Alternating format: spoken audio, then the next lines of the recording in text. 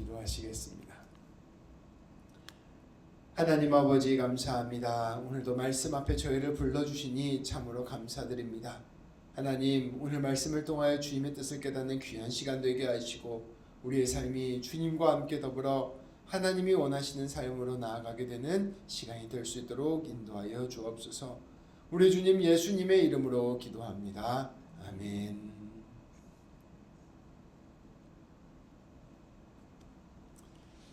성도 여러분, 우리가 방금 요한일서 4장 7절부터 21절까지 말씀을 함께 읽었는데요.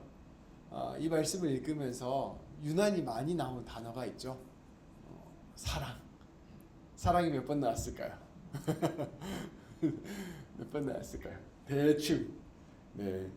사랑이라는 단어가 방금 우리가 읽은 말씀에서 27번이나 나왔습니다.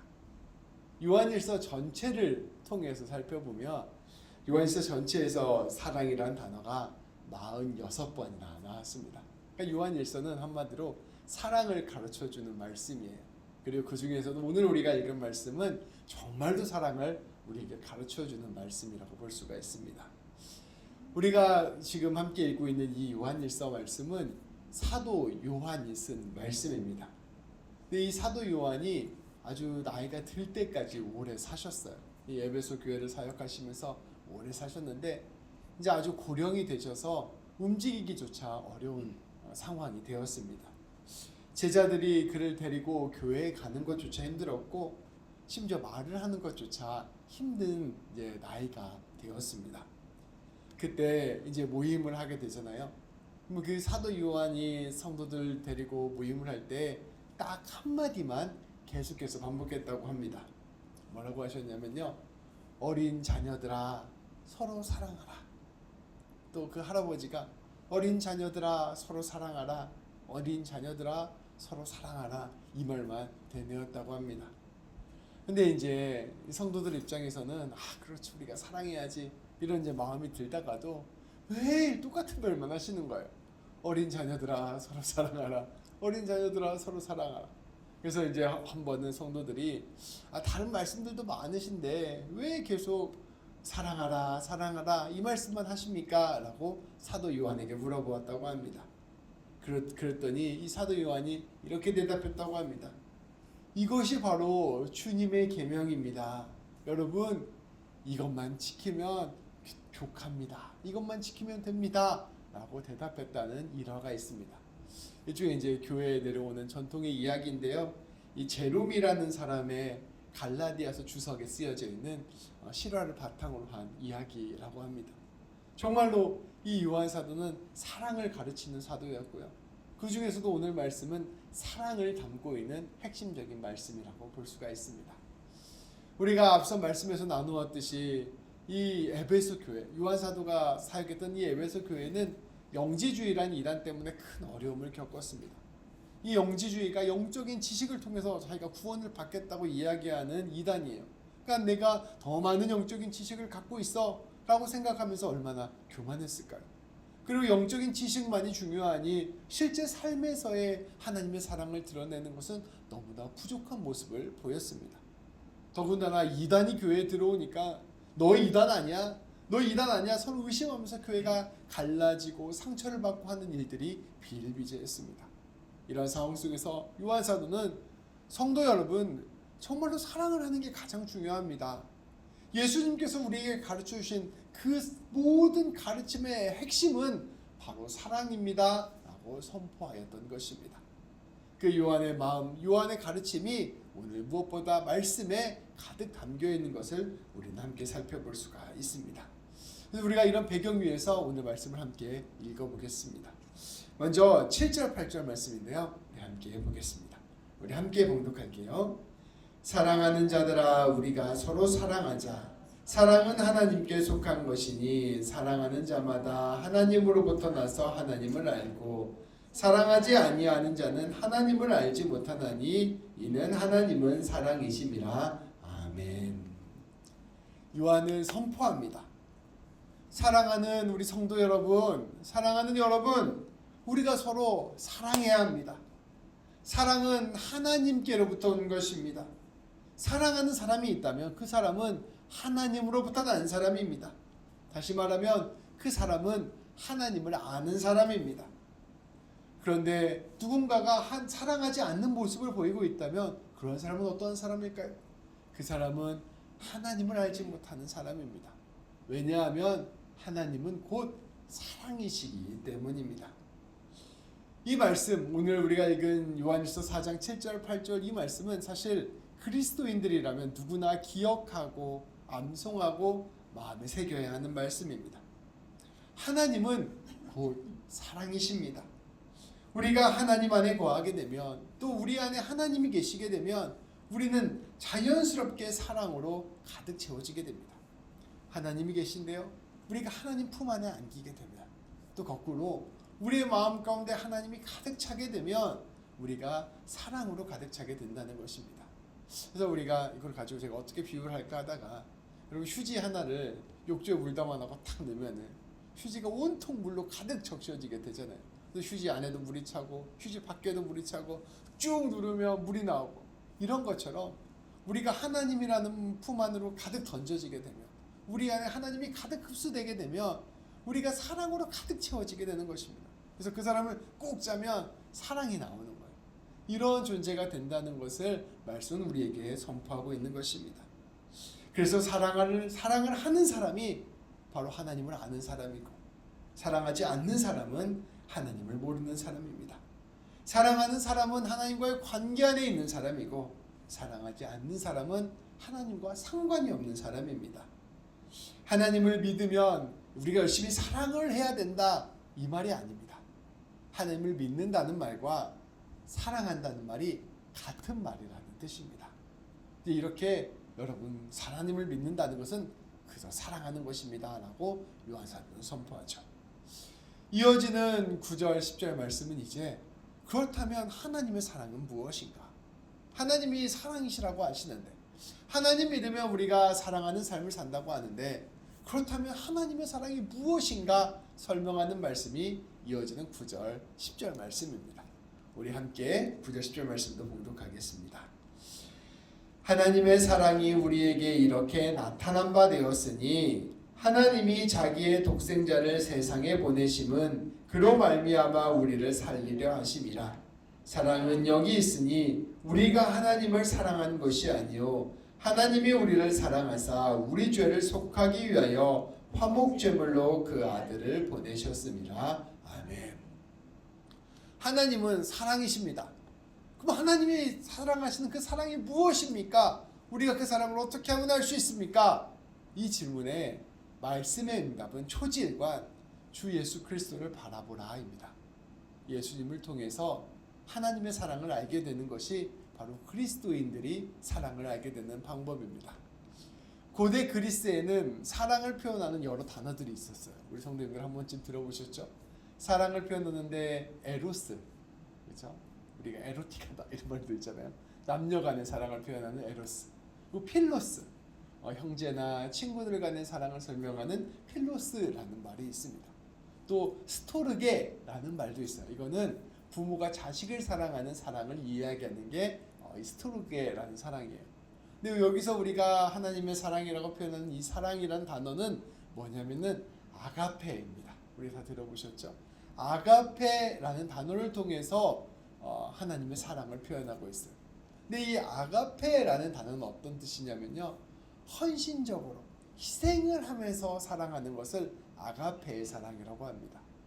또 아가페의 사랑은 무엇이냐면, 조건 없이, 내가 어떤 조건 때문에 이 사랑을 사랑하는 것이 아니라 무조건적으로 사랑하는 것을 아가페 사랑이라고 합니다. 그러니까 조건 없이 내 자신을 희생하면서 사랑하는 사랑이 바로 아가페 사랑인 것이죠. 근데 그 아가페 사랑을 아주 가장 잘 보여주시는 분이 바로 우리 예수님입니다. 우리 아까 그 찬송에서도 나왔잖아요. 내가 주님을 사랑하기도 전에, 내가 주님을 알기도 전에, 내가 주님을 찾기도 전에 주님이 나를 먼저 사랑해 주셔서 나에게 다가와 주시고, 주님께서 나에게 사랑을 부어주시고, 심지어 나를 위하여 목숨을 내어주시는 사랑을 해주시는 것, 이것이 바로 아가페의 사랑입니다. 그래서 이 아가페의 사랑은 하나님의 사랑이에요. 이 하나님의 사랑으로 우리 하나님께서 우리를 사랑해 주신다는 것입니다. 우리 요한은 이러한 사랑이 우리에게 예수님을 통하여 나타났다고 선포하고 있습니다. 그래서 오늘 말씀을 보면 이렇게 이야기하고 있습니다. 사랑이 여기 있습니다. 우리가 하나님을 먼저 사랑한 것이 아니라 하나님께서 우리를 먼저 사랑하신 것입니다. 하나님께서 우리의 죄를 용서하기 위하여 속죄 제물로, 희생 제물로 자신의 아들을 보내주셨습니다. 우리는 사실 모두가 죄인이잖아요. 하나님을 떠난 사람들입니다. 그런데 하나님을 떠난 사람이 맞이하게 될 운명은 죽음입니다. 하나님의 진노를 피할 길이 없어 죽을 수밖에 없는 것이 죄인의 운명이죠. 근데 하나님께서 우리를 사랑하사 우리를 위하여 자신의 아들이신 독생자 예수 그리스도를 이 땅 가운데 보내주신 것입니다. 그리고 우리가 받아야 할 모든 그 진노를 우리 예수님께서 다 대신 받아주시고, 우리가 받아야 될 그 심판을 우리 예수님께서 다 받아주셔서 예수님께서 우리를 대신하여 희생제물로, 속죄제물로 죽으신 것입니다. 그 죽음으로 말미암아 우리가 용서를 받았고, 그 죽음으로 말미암아 우리가 하나님의 자녀가 되었고, 그 죽음으로 말미암아 우리가 영생을 누리게 된 것입니다. 우리를 무조건적으로 사랑하시는 그 사랑, 우리를 위하여 자신의 모든 것을 내어주시는 그 사랑으로 우리가 하나님의 풍성한 은혜 안에 거하게 된 것입니다. 이것이 바로 하나님의 사랑이라는 것입니다. 이것이 바로 아가페의 사랑이라는 것입니다. 그래서 이 요한사도는 여러분, 하나님을 안다는 것은 하나님의 사랑을 아는 것입니다. 그런데 하나님의 사랑을 안다는 것은 아가페의 사랑을 아는 것입니다. 그리고 이 아가페의 사랑은 예수님을 통하여 보는 것입니다. 드러난 사랑입니다. 그러니 예수님이 가르쳐 주신 그 사랑, 예수님이 우리에게 주신 그 사랑을 깊이 받아들이고 그것을 알고 그것에 붙들려 사랑의 삶을 살아가십시오 선포하는 것이 바로 오늘 말씀의 핵심인 것이죠. 요한사도는 이처럼 하나님의 사랑을 성도들에게 가르쳐준 뒤에 다시 한번 성도들에게 사랑을 강권합니다. 11절 12절 말씀입니다. 제가 읽겠습니다. 사랑하는 자들아, 하나님이 우리를 이같이 우리를 사랑하셨은즉, 이같이는 예수님께서 죽으신 걸 말해요.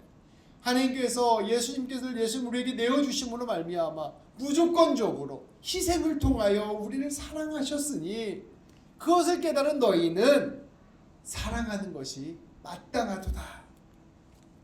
어느 때나 하나님을 본 사람이 없으되 만일 우리가 서로 사랑하면, 우리 하나님께서 보여주신 이 사랑을 깊이 깨닫고 그 사랑에 감동을 받아 그 사랑을 가지고 사랑하면 하나님이 우리 안에 거하시고 그의 사랑이 우리 안에서 온전히 이루어지느니라. 요한사도는 선포합니다. 여러분, 이렇게 예수님의 사랑이 우리 안에 가득 임하게 되었으니 우리가 사랑하는 것이 당연합니다.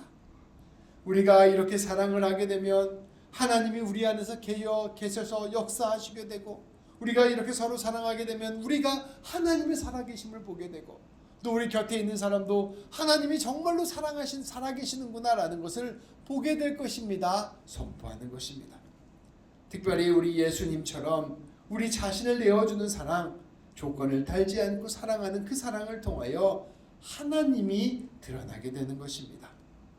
특별히 우리 교회 공동체가 그렇게 사랑하게 된다면 우리 성도들은 이 공동체를 통하여 하나님을 경험하게 되는 것이죠. 제가 얼마 전에 한 목사님의 설교를 봤어요. 근데 그 설교에서 이런 이야기를 하시는 거예요. 여론조사를 해보았대요. 사람들이, 예수를 믿지 않았던 사람들이 예수님을 교회에 나왔다가 예수님을 어떻게 믿게 되었는가, 이 여론조사를 한 그 결과물을 그 목사님이 소개해 주는 것이었어요. 이제 교회를 다니지 않았던 사람이 교회에 오게 돼서 어떻게 예수님을 믿게 되었는가. 근데 가장 큰 이유가 무엇이었냐면요, 내 옆에 있는 예수 믿는 사람을 보고 예수님 믿기로 작정하는 경우가 가장 많았다고 합니다. 목사님의 설교도 아니고요, 멋진 찬양도 아니고요, 뭔가 그 교회에서 제공한 어떤 큰 서비스도 아니고요, 내 옆에 있는 사람이 정말로 놀랍게 하나님께 예배를 드리는 모습, 그 사람이 내 옆에 있는 이웃을 사랑하려고 애쓰는 모습, 그러니까 함께 예배 드리는 그 사람을 통해서 내가 교회를 한번 다녀볼까 하는 마음이 들었다는 게 가장 큰 이유였다고 합니다. 우리가 하나님의 사랑을 깊이 경험하게 되고 그 사랑을 가지고 우리가 우리의 삶의 자리에서 사랑을 하게 되면 우리가 그 가운데서 하나님을 드러내게 된다는 거예요. 그리고 그 하나님을 무 사람들이 보게 되고 무 사람들이 하나님을 경험하게 되고 정말로 하나님이 살아계실 수도 있겠구나라는 생각을 하게 되면서 사람들이 하나님을 믿게 되는 놀라운 역사들이 일어나게 된다는 것입니다. 요한 사도는 이렇게 다시 한번 사랑을 강조한 뒤에 매우 중요한 사실 하나를 다시금 전합니다. 앞서 말씀드린 바와 같이 예수 그리스도의 십자가를 통하여 하나님의 사랑을 깊이 깨닫고 또 그 사랑을 이 세상 가운데 실천하면서 하나님의 살아계심을 드러내시기 위하여 우리에게 꼭 필요한 것 하나가 있다는 것입니다. 여러분, 하나님을 아는 것은 하나님의 사랑이라는 것을 아는 것입니다. 하나님을 안다는 것은 사랑하는 삶을 의미합니다. 근데 하나님을 안다는 것, 하나님이 보여주신 사랑은 어떠한 사랑입니까? 예수님께서 십자가를 통하여 우리에게 보여주신 사랑입니다. 그러니까 하나님 안에 거하고 예수 그리스도를 통하여 하나님의 사랑을 깊이 깨닫고 그 하나님의 사랑을 내 삶에서 실제로 실천하기 위하여 우리에게 꼭 필요한 것 한 가지가 있다는 것을 그 다음 말씀에서 우리에게 전해주고 있습니다. 13절부터 16절까지 말씀을 교독하여 읽겠습니다. 번갈아 가면서 읽을게요. 그의 성령을 우리에게 주심으로 우리가 그 안에 거하고 그가 우리 안에 거하시는 줄을 아느니라. 아버지가 아들을 세상에 구주로 보내신 것을 우리가 보았고 또 증언하노니 누구든지 예수를 하나님의 아들이라 시인하면 하나님이 그의 안에 거하시고 그도 하나님 안에 거하느니라. 하나님이 우리를 사랑하시는 사랑을 우리가 알고 믿었노니 하나님은 사랑이시라. 사랑 안에 거하는 자는 하나님 안에 거하고 하나님도 그의 안에 거하시느니라. 아멘. 앞서 그 요한의 말씀을 들은 사람은 당연히 이런 질문이 생길 거예요. 하나님이 사랑이시구나. 그리고 하나님의 사랑이 예수님을 통하여 그 예수님의 십자가 죽음과 부활을 통하여 드러났구나. 그래서 하나님을 믿는다는 것은 사랑을 하는 거구나. 내가 사랑을 하면 내 이웃 가운데 내가 하나님을 드러내는 삶을 살게 되는구나. 이렇게 이제 깨닫게 되잖아요. 근데 바로 마음속에서 질문이 솟아오르잖아요. 그런데 요한 사도님, 저는 그거 안 되는데요. 하나님을 아는 것도 잘 모르겠고 예수님의 십자가 사건을 보면서도 잘 마음에 와닿지 않고 내가 그것에 잠겨서 사랑을 하려고 하는데 내 마음에 감동이 없어서 아직 사랑이 잘 안 일어나는데요. 어떻게 해야 되죠? 이런 질문이 올라올 수 있잖아요. 그 질문에 대한 응답이 바로 오늘 이어지는 말씀이에요. 이 요한 사도는 선포합니다. 그래서 그의 성령을 우리에게 주셨다. 그래서 너가 그 일들을 경험하게 하기 위해서 그 일들을 누리고 실천하게 하시기 위해서 우리 예수님께서 우리 하나님께서 너희에게 성령님을 보내주셨다. 그러니 너희는 마음의 문을 열고 성령님을 받아들이고 성령님을 구하며 성령 충만함으로 나아가기를 날마다 기도해야 된다 말씀하고 있는 것입니다. 성령님이 우리 가운데서 역사하시면 성령님이 우리의 마음 가운데 감동을 주셔서 앞서 말씀드렸던 그 예수 그리스도의 십자가의 은혜를 깊이 깨닫게 합니다. 정말로 예수님께서 십자가에 죽으신 그 죽음이 나를 위한 죽음이었구나. 정말로 예수님께서 나에게 모든 것을 내어주셨구나 라는 것을 진짜로 마음 가운데 깨닫게 된다는 거예요. 성령님이 내 안에 거하시게 되면 하나님이 나를 진실로 사랑하시는구나. 내 인생에 하나님의 사랑이 가득 찼구나. 그리고 내 마음 가운데 여전히 사랑을 샘솟게 하시는구나 라는 것을 성령님이 우리에게 부어주신다는 것입니다. 성령님이 우리 안에 임하게 될 때 우리는 지금까지 말한 이 사도들의 증언, 곧 복음을 진실로 나를 향한 하나님의 말씀으로 받아들이게 된다는 것입니다. 성령님이 없으면 성경을 읽고 이런 말씀을 들어도 그저 옛날 이야기에 불과하고 교리에 불과한 것입니다. 근데 성령님이 우리 안에서 임재하여 주셔서 우리 안에서 역사해 주시고 우리에게 감동을 주시면 이 하나님의 말씀이 나를 향한 하나님의 말씀으로 받아들여지게 되고 그 하나님의 말씀이 내 가슴을 치게 되며 그 하나님의 복음이 예수 그리스도의 복음이 진실로 나의 생명이 되는 말씀이 되는 것이죠. 그래서 성경이 어떻게 해서 진리냐, 성경이 어떻게 해서 진실이냐 라고 물어볼 때 그것을 무언가 해명하는 게 아니라 성령님을 경험해야 돼요. 성령 충만할 때 우리가 그 말씀의 놀라운 역사를 누리게 되는 것이죠. 성령님을 통하여 진정으로 하나님의 사랑을 깨닫게 되고 진정으로 하나님의 놀라운 마음을 알게 된다는 것입니다. 그래서 성령이 우리 안에 거하실 때 우리는 자연스럽게 하나님의 사랑 안에 잠기게 되는 것입니다.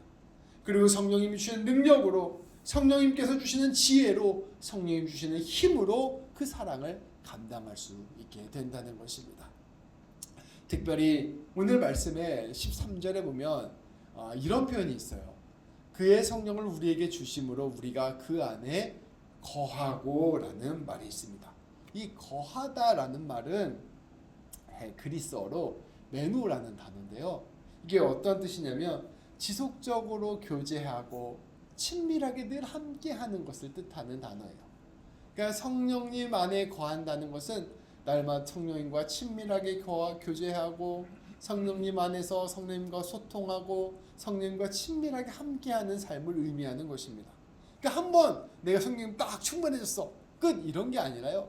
날마다 성령님을 구하고 날마다 성령 충만함 안에 거하고 날마다 성령님과 함께 걸어가면서 내 삶의 모든 문제들을 성령님께 올려드리고 성령 충만함과 성령의 열매를 날마다 주님께 간구하면서 살아가는 삶, 성령님의 감동과 감화가 내 삶에 가득 채워지는 삶으로 살아가면서 우리는 그 가운데서 날마다 하나님의 사랑을 경험하고 날마다 하나님의 은혜를 경험하고 하나님의 만져주심을 경험하고 하나님께서 함께 하심을 경험하는 것이라는 것이죠. 그래서 우리가 매일매일 아침에 일어나서 주님 오늘도 내가 성령님과 함께 하여 주옵소서, 주님 내가 오늘 모든 만남의 자리에 성령님과 동행하게 하여 주옵소서, 성령 내가 오늘 일할 때 성령님께서 나와 함께 하여 주옵소서, 주님 성령님을 통하여 오늘도 하나님의 사랑을 깊이 누리게 하여 주옵소서. 날마다 이렇게 간구하며 살아갈 때 오늘 말씀하신 그 하나님의 사랑이 우리의 삶에서 진짜로 현실이 되고 능력이 되고 열매가 된다는 것입니다. 이 요한사도는 그것을 우리에게 이야기하면서 성령 충만함으로 예수님을 바라보고 예수님 안에서 하나님의 사랑 안에 거하라 우리에게 이야기하고 있습니다. 그렇다면 이처럼 우리가 성령님 안에서 예수 그리스도를 통하여 하나님의 사랑을 깊이 붙들고 그 사랑 안에 거하고 그 사랑 안에 살아갈 때 우리 가운데 어떠한 역사가 일어나게 될까요? 이제 너희가 그렇게 성령 충만함으로 사랑 안에 거하면 이러한 일들이 일어나게 된다라는 것을 가르쳐주는 말씀이 이어지는 17절, 18절 말씀입니다. 우리 한 목소리로 읽도록 하겠습니다. 이로써 사랑이 우리에게 온전히 이루어진 것은 우리로 심판날에 담대함을 가지게 하려 함이니 주께서 그러하심과 같이 우리도 이 세상에서 그러하니라. 사랑 안에 두려움이 없고 온전한 사랑이 두려움을 내쫓나니 두려움에는 형벌이 있음이라. 두려워하는 자는 사랑 안에서 온전히 이루지 못하였느니라. 아멘. 말씀을 선포합니다. 오늘 말씀에 보면 이렇게 선포해요. 사랑은 우리에게서 두려움을 내쫓습니다. 근데 여기서 말하는 두려움은 심판받을 것에 대한 두려움입니다. 성도 여러분, 우리가 사랑을 하기 위해서 가장 중요한 게 있습니다. 그게 뭐냐면요, 자발성이에요. 자유입니다. 내가 누군가에게 자발적인 마음으로 자유를 가지고 내 것을 나누어 주면 그것은 굉장한 기쁨이 되고 또 아름다운 사랑의 열매가 됩니다. 근데 내가 하고 싶지 않은데 내가 누군가가 시켜서 억지로 내가 가진 것을 일부러 뺏겨서 나누어 주면 이거 나누면서도 마음도 안 좋고 불편하고 힘들고 실제로 사랑하지도 못하게 됩니다. 그래서 사랑은 물론 우리가 사랑을 위해 애쓰고 힘써야 되지만 가장 근본적으로 그 바탕에 자유가 있어야 돼요. 자발성이 있어야 됩니다. 그게 사랑의 전제 조건입니다. 만일 우리가 누군가에게 처벌받을 것이 두려워서 누군가에게 심판받을 것이 두려워서 사랑을 한다고 한다면 그것은 사랑을 흉내내는 것에 불과할 것입니다. 그리고 심지어 우리가 그렇게 의무감으로 하는 사랑은 날마다 누군가를 정죄하게 돼요. 나는 이렇게 하나님 믿는 사람으로서 열심히 사랑하는데 저 사람은 사랑 하나도 안 하네. 나는 날마다 이렇게 교회 봉사하는데 저 사람은 와서 교회 앉아있다만 가네. 이런 마음이 드는 거죠. 그리고 이런 사랑을 흉내만 내면 무엇보다 내 마음 가운데 자책하는 마음이 들기도 합니다.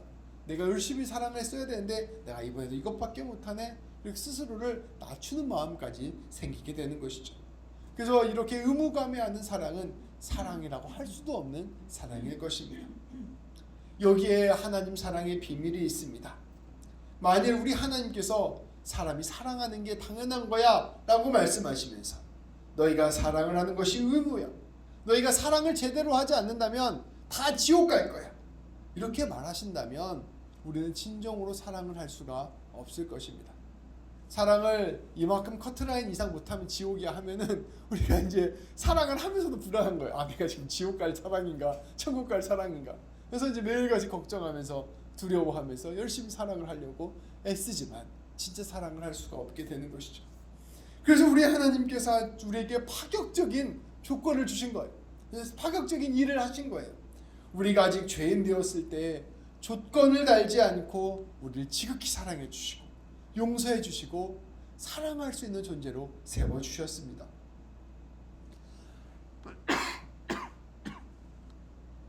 우리를 위하여 자신이 극진히 사랑하시는 독생자 예수 그리스도를 내어주셨고 그것을 통하여 십자가 사랑을 통하여 우리에게 사랑을 부어주셨습니다. 그리고 그것을 통하여 우리가 더 이상 의무감으로 사랑하는 것이 아니라 하나님의 지극한 사랑을 깨달은 자로서 그 마음에 감동하여 사랑할 수 있는 사랑의 길로 우리를 열어주신 것이죠. 그 희생과 용서를 통하여 사랑을 깨닫게 하심으로 우리를 사랑의 길로 인도한 것입니다. 그래서 이 하나님의 사랑을 온전히 깨달은 사람은 더 이상 두려움으로 사랑하지 않습니다. 내가 이 사랑이 부족하면 어떡하지? 이 내 사랑이 연약하면 어떡하지? 내 사랑이 실패하면 어떡하지? 이렇게 두려워하면서 걱정하면서 사랑하지 않는다는 거예요. 오히려 기쁨으로 자유를 가지고 사랑을 합니다. 용기를 내어서 내 자신의 것을 내어주며 날마다 기꺼이 사랑하는 것입니다. 그래서 하나님이 주시는 사랑의 매우 중요한 특징은요, 마음 안에 기쁨과 평안과 자발성이 흘러넘칩니다.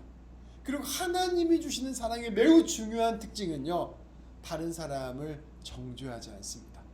다른 사람을 판단하지 않아요. 조건을 걸지 않습니다. 기브 앤 테이크로 하지 않는 거예요.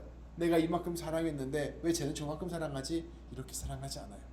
하나님이 주신 사랑에 온전히 사로잡힌 사람은 기꺼이 내가 주님의 은혜에 반응해서 사랑하는 삶을 살아가게 되는 것이죠. 우리 안에 하나님의 사랑이 샘솟는 것입니다. 멈추지 않는 샘물이 우리 안에 생기는 것이고요, 꺼지지 않는 태양과 같은 빛이 우리 안에 비추이게 되는 것입니다. 그것을 가지고 사랑하게 되는 것이죠. 그것을 요한 사도는 우리에게 지금 이야기해주고 있습니다. 이제 마지막 말씀입니다. 이제 이와 같은 사랑을 이제 실천하라 요한 사도는 이야기합니다.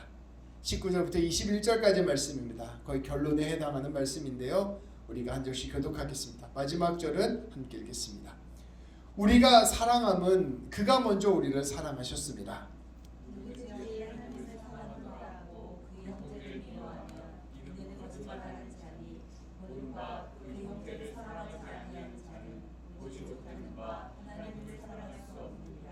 우리가 이 계명을 주께 받았나니 하나님을 사랑하는 자는 또한 그 형제를 사랑할지니라. 아멘.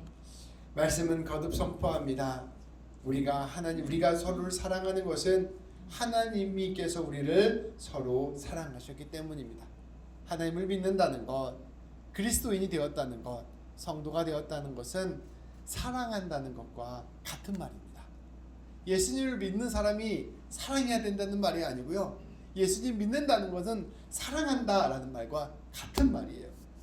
누구든지 하나님 사랑한다고 하면서 형제자매를 미워하면 그것은 뭔가 앞뒤가 안 맞는 말이에요.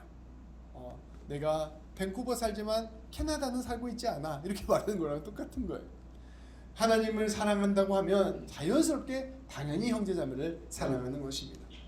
그래서 보이는 형제자매를 사랑하지 않는 사람은 본 적이 없는 하나님을 사랑할 수 없습니다.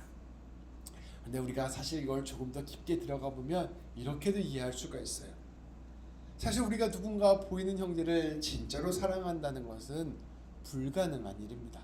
내가 막 사랑 설교를 막 30분째 하고 있는데 오늘 집에 가면 바로 제 아들을 사랑하지 못한 현실을 맞이하게 될 거예요. 이 사랑하는 게 사실은 불가능한 일에 가깝거든요.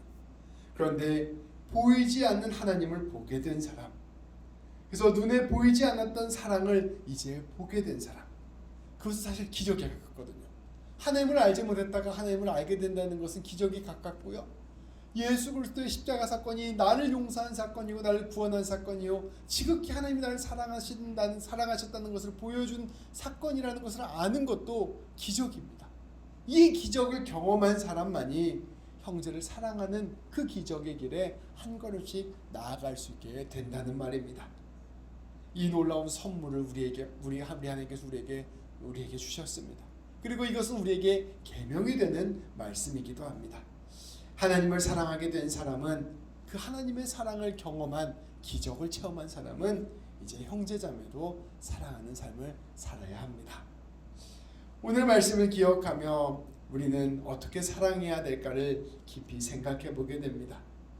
우리는 무엇보다 우리가 할 수 있는 가장 중요한 것, 성령님의 은혜를 구하며 날마다 성령님과 교제하며 아까 말씀드린 대로 친밀하게 하나님 안에 거하는 삶을 구해야 할 것입니다. 그리고 우리가 성령님 안에서 예수 그리스도의 십자가 은혜를 깊이 깨닫기를 구해야 할 것입니다. 날마다 예수님을 더 깊이 바라봐야 돼요. 날마다 더 그 십자가를 깊이 바라봐야 됩니다. 십자가에 담겨있는 그 주님의 사랑은 한평생 우리가 파헤쳐야 될 보물과 같습니다. 주님의 사랑을 깊이 묵상하면 묵상할수록, 십자가를 바라보면 바라볼수록 그 하나님의 지극한 사랑이 우리 안에서 풍성하게 경험됩니다. 그러니까 우리는 성령님 안에서 십자가를 바라보고 말씀을 바라보고 하나님을 바라봐서 그 하나님의 사랑을 날마다 깊이 경험해야 되는 것이죠. 무엇보다 성령님 안에서 그 사랑을 누리고 그 성령님과 더불어 친밀하게 사랑의 교제를 하나님께 나누어야 됩니다. 우리가 하나님과 교제를 나누지 않으면 우리의 일상이 금방 거친 황야와 같은 삶이 돼요. 하나님과 교제를 나누지 않으면 금방 우리의 삶이 낙담과 우울로 떨어지게 됩니다. 하나님의 사랑, 하나님과 교제하지 않으면 금방 하나님의 사랑이 어디 있나 우리가 놓치고 살아가는 경우가 허다합니다. 날마다 성령 충만함을 구하며 날마다 십자가를 바라보면서 하나님과 교제하는 삶을 애쓸 때 우리 안에 풍성한 사랑의 삶이 시작될 수 있는 것이죠. 그 교제 안에서 하나님의 깊은 사랑을 깨닫고 그 은혜를 누리며 우리는 사랑의 길로 걸어가야 될 것입니다. 그리고 이제 그 은혜를 누리게 됐다면 이제 우리는 사랑의 삶을 자연스럽게 시작할 수 있게 될 것입니다. 주님 안에서 주님의 사랑으로 사랑한다는 것은 앞서 말씀드린 바와 같이 두 가지 특징이 있습니다. 조건을 보지 않고 사랑하는 것, 또 다른 하나는 내 것을 나누어 주며 사랑하는 것. 이것이 바로 하나님으로부터 온 사랑입니다. 내가 가진 게 맞는데요, 사실 없어도 상관없는 건데요, 그냥 나누어 주면서 야 너 이거 먹어, 이거는 주님으로부터 온 사랑이 아니에요. 또 내가 가진 것들을 누군가에게 나누어 주는데 그것이 고스란히 나에게 영광으로 돌아오는 것, 이것은 주님이 주시는 사랑으로 사랑하는 게 아닙니다. 성경이 말하는 사랑이란 조건 없이 사랑하는 것, 되돌려받지 못할 사람한테 사랑을 나누어 주는 것이 성경이 말하는, 우리 주님이 말하는 사랑입니다. 그리고 주님이 말하는 사랑이라는 것은 내 것을 나누는 것입니다. 다시 말하면 나에게 손해가 되는 것, 이 사랑을 하는 게 주님이 가르쳐 주시는 사랑이에요. 저도 이 두 가지 다 되게 어려워요. 이렇게 뭔가를 주려고 하면 다 기브앤테이크가 보이잖아요. 근데 이 사람은 맨날 내 거 먹기만 하는 사람이면 이 마음이 좀 불편해요. 이 사람은 나한테 내가 뭔가를 사랑하려면 내가 뭔가를 막 희생해야 돼. 그럼 그 마음이 불편하죠. 내가 할 수 있는 데서 여유 것을 가지고 나누어 주는 건 너무나 쉬운데 실제로 내가 손해 보면서 나누어 주는 건 너무나도 어려운 일입니다. 근데 그것이 바로 하나님이 보여주시는 사랑이고 하나님이 말씀하시는 사랑이라는 것입니다. 우리가 한번 사랑할 대상을 생각해 봅시다. 성도 여러분, 내 부모님, 내 아내, 내 남편, 내 자녀, 내 친족들에게 우리는 아까 말씀드린 희생의 사랑, 조건 없는 사랑을 할 수 있습니까? 이건 좀 그래도 좀 할만하죠. 조금 더 넓혀서 교회 공동체, 직장의 동료들, 친구들, 이러한 사람들에게 우리는 희생의 사랑, 조건 없는 사랑을 할 수 있습니까? 조금 더 나아가 우리 예수님께서 말씀하셨던 것처럼 전혀 모르는 사람들, 여기 앞에 있는 홈리스들, 또 난민들 와서 세금 하나도 안 내고 돈만 받아가는 난민들, 우리 일자리만 뺏어가는 그 난민들, 우리가 주권 없이 우리 것 나누어주며 살아갈 수 있습니까? 우리에게 별로 이익이 되지 않는 사람들, 심지어 나에게 해를 끼친 사람들, 이러한 사람을 위해서 희생할 수 있습니까?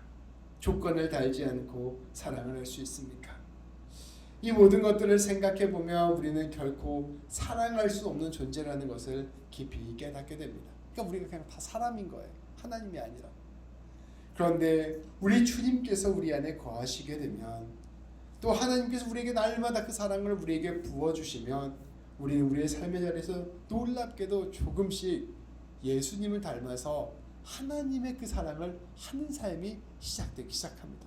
당장은 내 것 모든 거 나눠줄 수 없죠. 당장은 모든 조건을 안 볼 수 없죠. 당연히 우리는 사람이니까 다 그런 거에 매여 살아가지만, 놀랍게도 내 삶에서 손해를 보는 자리들이 생기기 시작하고, 놀랍게도 내 삶에서 조건 없이 사랑하는 자리들이 생기기 시작한다는 것입니다. 그렇게 우리의 사랑의 영역이 넓혀지게 되고, 그렇게 우리의 사랑의 능력이 키워지게 되는 것입니다. 그래 놀라운 것이 있습니다. 우리가 이처럼 하나님의 사랑으로 우리가 사랑을 하게 될 때, 우리가 조건 없이 내가 바라는 것 없이 내 것 나누어 주고, 내가 손해 보면서 내가 내 것 나누어 줄 때, 우리는 놀랍게도 하나님을 닮아가는 사람이 됩니다. 놀랍게도 하나님의 영광을 체험하는 사람이 되고요, 놀랍게도 하나님의 일을 하는 사람이 됩니다. 무에서 유를 창조하는 사람이 되고요, 생명을 살리는 사람이 되고요, 하나님의 나라를 드러내는 사람이 되는 것입니다. 그리고 더 놀라운 일이 있습니다. 우리가 내가 가진 것, 정말 나에게 보잘것없는 것 하나를 내어주면 하나님이 그것 가지고 엄청난 일을 하신다는 것입니다. 내가 조건 안 보고 내 보리떡 5개와 물고기 2마리를 내면 하나님이 그걸로 5,000명을 먹이십니다. 내가 조건을 안 보고 손해를 보면서 내가 작은 밀알 하나를 내어주면 하나님이 그걸 가지고 30배, 60배, 100배의 결실을 맺게 하시고, 그걸 통해 큰 나무를 만드셔서 수많은 사람들이 깃들이게 하는 일들을 펼치게 하는 것입니다. 우리 하나님께서는 그래서 우리에게 요구하시는 거예요. 조건을 따지지 말고 네 거 손해 보면서 네 거 내놔. 그러면 너에게 가장 큰 복이 되고, 너를 통해서 내가 수많은 복을 이 세상 가운데 전할 거야 라고 말씀하시는 것이죠. 그것을 깊이 아는 사람, 깨달은 사람, 그리고 그런 모습으로 한 걸음 한 걸음 나아가는 사람이 바로 예수님 믿는 사람이고, 예수님의 제자된 삶이고, 그것이 바로 아브라함에게 말했던 복의 근원의 삶입니다. 이렇게 우리가 사랑으로 한 걸음 내디딜 때, 그것은 우리에게는 죽을 것 같은 일이 되지만, 그런 느낌이 드는 일이지만, 놀랍게도 그 일은 생명의 일이 되고 하나님 나라의 기적의 역사가 펼쳐지는 일이 될 것입니다. 우리 하나님께서는 태초로부터 지금까지 그렇게 일하셨고, 예수님을 통하여 그것을 만방에 드러내셨으며, 오늘도 그러한 사람을 통하여 이 세상을 바꾸어가고 계십니다. 이처럼 놀라운 사랑의 역사를 이루어가는 우리 모든 성도님들, 작은 예수님 되시는 우리 모든 성도님들 되시기를 우리 주님의 이름으로 축복합니다. 기도하시겠습니다. 하나님 아버지 감사합니다. 오늘 말씀을 통하여 하나님의 아가페 사랑이 무엇인지를 깨닫게 해주시니 참으로 감사드립니다. 하나님, 손해를 보는 것, 계산하지 않고 조건을 따지지 않고 사랑하는 것, 선한 사마리아처럼 아무런 도움이 되지 않지만 기꺼이 죽어가는 사람을 위하여 내 것 나누어 주는 삶을 사는 것, 기꺼이 하나님을 바라보면서 내 목숨 주님께 내어드리는 삶을 살아가는 살아갔던 예수님을 따라가는 것, 아버지, 그것이 바로 하나님 나라의 방식이요 하나님의 방식임을 오늘 말씀을 통하여 보게 하시니 참으로 감사드립니다. 하나님, 우리 귀한 성도님들 날마다 성령 충만하게 하시고, 날마다 예수 그리스도 바라보게 하시고, 날마다 말씀으로 가득 채워지게 하시고, 날마다 우리 하나님의 사랑으로 충만하게 되게 하여 주시고, 하나님과 교제하게 하여 주셔서 모든 삶이 사랑으로 가득 채워질 수 있도록 도와주시고, 그 하나님이 주시는 기쁨과 평강과 하나님이 주신 능력으로 말미암아 삶의 자리에서 하나님의 사랑 드러내는 귀한 삶을 살아갈 수 있도록 인도하여 주옵소서. 손해보고 조건 따지지 않고 내 것 나누어 주어 하나님의 일 감당하는 우리 모두가 되게 하여 주시고, 그것을 통하여 가장 귀하고 아름다운 주의 열매를 맺는 우리 모든 성도인들 될 수 있도록 인도하여 주옵소서. 우리 주님 예수님의 이름으로 기도합니다. 아멘.